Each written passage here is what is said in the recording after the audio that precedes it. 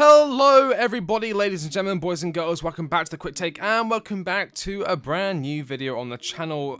Before I get on the news or the updates for the news that came in today, I'm running a giveaway with ownersaber.com where at 15,000 subscribers I'm giving away 3 King of London lightsabers. All you need to do to enter is to subscribe to the channel and check the pinned comment down below for more information. I feel like today I've been reporting news regarding Trevor Chalobah, Conor Gallagher, Ian Maatsen's move to Burnley, and bid for the Club Brugge winger Antonio Nusa. We have some updates on those. So starting off with Ian Maatsen, the big name about to leave the club along with Conor Gallagher. Breaking: Ian Maatsen is expected to stay as of right now. That is coming in from Matt Law. We did accept Burnley's bid. I think it was over £30 million. A really decent offer, in fairness. But Ian Maatsen has turned around and told Todd Bowley and co, "No, I do not want to leave Chelsea. Stop forcing me out of the club." We tried to force him out of the club, or at least tried to convince him to leave, and he's outright said, "No, I'm staying at Chelsea." Which is good. You always want players to be at your club who actually want to play for your club, if you know what I mean. We don't always just want mercenaries. But 30-something million would have been quite nice. Moving up, he is quite good. I think this deal fell through because of Marc Cucurella. I think if Marc Cucurella had left, Ian Maatsen would have left as well. But that is not the only deal to have collapsed. Trevor Chalobah to Bayern Munich on the verge of collapse. That was 2 hours ago, and as of the time I'm recording this, the Bundesliga, or the German transfer window, or the transfer market, has shut, which means that there can be no more deals progress between German clubs and Premier League clubs and such. And so moves for Bella Kotchap, which is another player that Bayern Munich were looking at, other than Trevor Chalobah, and obviously Trevor Chalobah, those deals have now fallen through completely. Which is a bit annoying because I don't know why there's not like a universal time where the transfer market collapses, even if it's like transfer market closes. A lot of collapsing deals today. That's a universal time, and then they just take into consideration time differences. So UK 11 o'clock, France, I don't know, midnight or whatever. I'm not too sure if it's backwards or forwards. I should probably look into that. As I said, that wasn't the only deal that fell through today. Conor Gallagher will remain at Chelsea this summer after being priced out of a move to Tottenham. That is coming in from Simon Jones from Mail Sport. Another big hitter. There was a lot of confidence. Secret Scout was putting out that there's confidence on the side of Tottenham to get a deal done. Not anymore. It looks like they've been priced out of the deal. We will ask him for £45 million. I think the highest Spurs actually went to was £40 million, so it was a difference of £5 million. And the deal has now fallen through, with Conor Gallagher expected to stay. Again, another player who actually wants to play for the club, although I don't think... actually, I was about to say I don't think he's good enough. I think he has talent. I think last season... not many players, a very small handful of players actually played well, that including Thiago Silva, Enzo Fernandez, and I think that's about it, really. Reece James was injured, Chilwell was injured. It was a horrendous season last season, and Conor Gallagher was one of the players who really didn't step up to the plate. But he's had a good start to the season, which I was hoping would raise his value, but it does look like he's staying, so we will have Conor Gallagher either coming off the bench or starting. I'm not too sure where.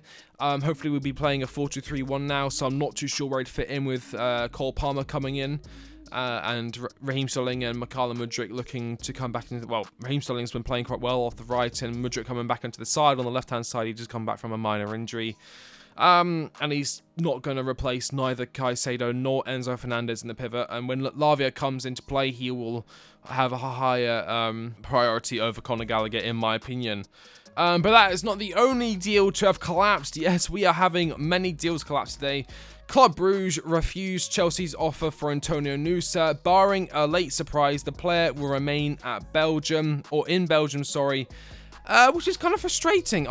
It's one of those deals that's a bit like Musiala and Florian Wirtz, where you get your hopes up, you look into comps, you look at the player, you take a look at what people are saying about him, you're reading articles about him, you get really excited, and then it's taken away from you. So I guess never count your chickens before they hatch. It is annoying. He would have provided really, really good competition for Mudryk on the left-hand side. Mudryk, I saw an interview with Alexander Zinchenko, I think his name is, where he was basically talking about Mudryk and how he thinks he's faster than Mbappe, and that, you know, the sky is the limit for him. And the reason he's not really kicked on yet is because he's had difficulty struggling to acclimatise to the Premier League in this new life, whilst he's got friends and family at home in Ukraine who are living in a war zone. That is highly understandable. I can imagine, you know, you're a footballer, you got the world's eyes on you, and you're trying to be the best you can be, whilst also got all of this stuff going on in the background. It can be very distracting, and it can have an impact on your performance. But as I said, Club Brugge refused Chelsea's offer for Antonio Nusa. It wasn't a bad offer. I think it was over £25 million, which isn't bad out of nowhere on deadline day. But as I said, it looks like he's going to stay.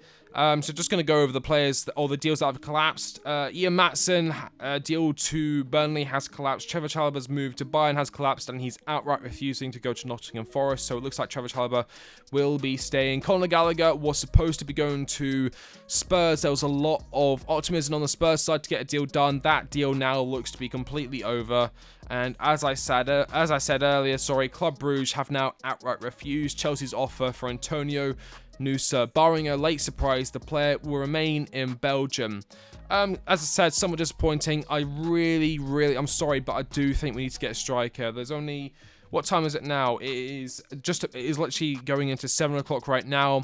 We have 4 hours left in the transfer window to get a striker. I don't think it will get done though. I don't think David Washington was brought in to be part of the first team squad. I think he was brought in to be part of the Blue Co project, where he gets loaned out. We see how he is in 2 or 3 years' time, either sell him for profit, or if he's good enough, keep him in the first team. But that is where we stand with the latest updates. Things chop and change so quickly on deadline day. 1 hour, you got a player definitely going to a club. The second hour, deal's completely dead, collapsed. Not move it, dead in the water. So that is just how the cookie crumbles with these kind of things. If you did like the video, or if you have any suggestions in the future for videos you'd like to see me do, make sure you let me know in the comment section down below.